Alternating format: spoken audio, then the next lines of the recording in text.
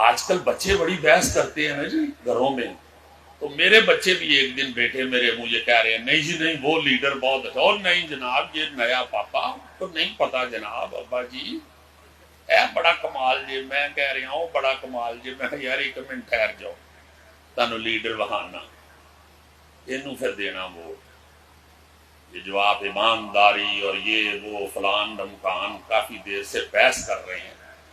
تو میں نے سراج الحق صاحب کا ایک دن جیو کے ساتھ پروگرام لگا دیا، میں نے کہا یہ سارا دیکھو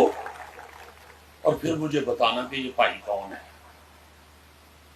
اب ان کا گھر یہ وہ سارا ان کی جو رہن سہن ہے ان کے آبائی گاؤں میں وہ سارا اس میں ہے، تو دونوں دیکھے نا چپ سے کر گئے، ڈوبے ہو گئے۔